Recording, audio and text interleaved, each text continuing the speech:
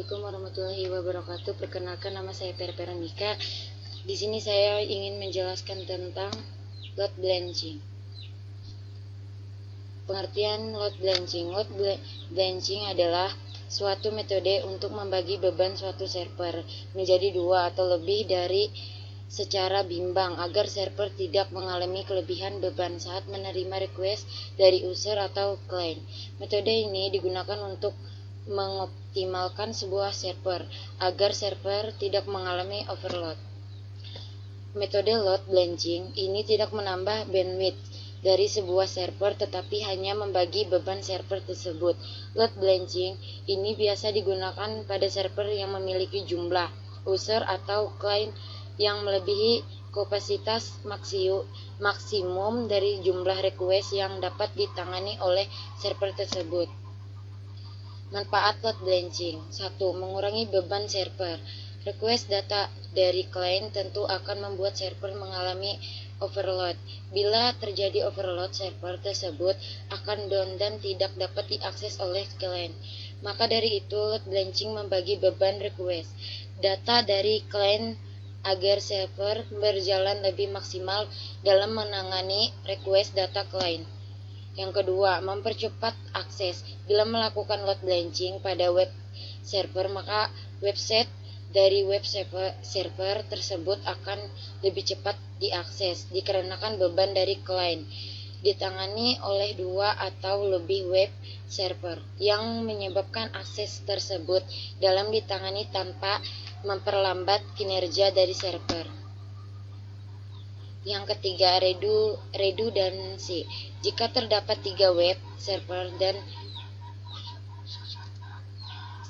salah satunya mengalami kerusakan down, maka 2 web server lain akan tetap menjaga website selalu berjalan dan dapat diakses oleh klien.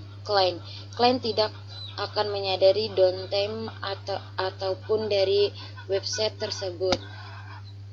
Dan di sini ada gambarnya. Jenis load balancing. 1. Software load balancing. Load balancing jenis ini merupakan hardware yang telah dibuat hanya untuk tujuan load balancing dan siap digunakan. Berikut merupakan contoh hardware load balancer, yaitu Cisco System Catalyst Coyote Point Barracuda Load Balancer. Yang kedua, hardware load balancer. Load balancer jenis ini merupakan suatu software yang dipasang pada suatu PC atau server dan juga software yang diinstal ini perlu dikonfigurasi terlebih dahulu agar dapat berfungsi. Hardware dari PC ataupun server yang digunakan dalam jenis ini akan mempengaruhi kinerja dari load balancer tersebut semakin tinggi. Round robin algoritma. Load balancing paling sederhana yaitu membagi beban secara bergiliran dan berurutan dari satu server ke server lain. Ratio. Algoritma ini membagi beban dengan cara memberi rasio pada setiap servernya. Semakin besar rasio, maka semakin tinggi server tersebut menangani beban. Yang ketiga, fast test. Melakukan pembagian beban dengan cara mengutamakan server yang memiliki respon paling cepat. Server ini yang nanti akan menangani beban saat terdapat request. Jadi saat server yang sedang melakukan pengambilan data yang menyebabkan respon server tersebut menjadi lambat dan request tersebut akan ditangani oleh server lain yang memiliki respon tercepat. Last connection. Melakukan pembagian berdasarkan banyaknya koneksi yang sedang dilayani oleh server. Server yang paling sedikit melayani koneksi klien, maka server tersebut yang akan mengambil request berikutnya dari klien.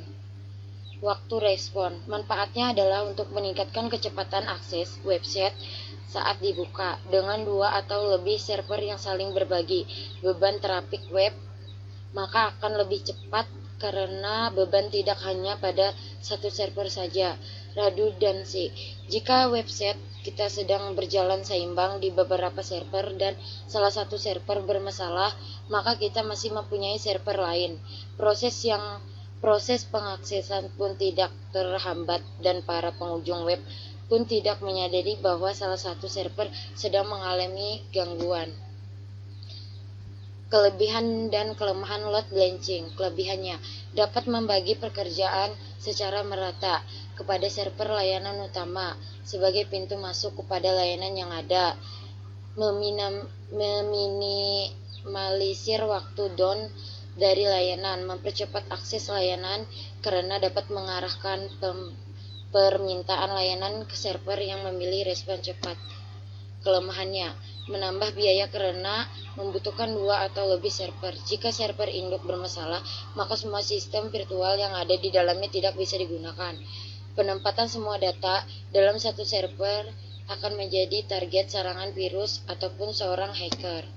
Mungkin itu saja yang saya sampaikan. Wassalamualaikum warahmatullahi wabarakatuh. Terima kasih.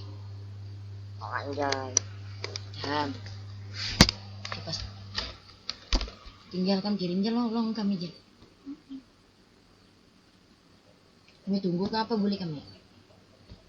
Malam kami. Cara kirim ke kami lah. Kamu ada jalo ya Anggi? Makasih lo Jala. Makasih banyak.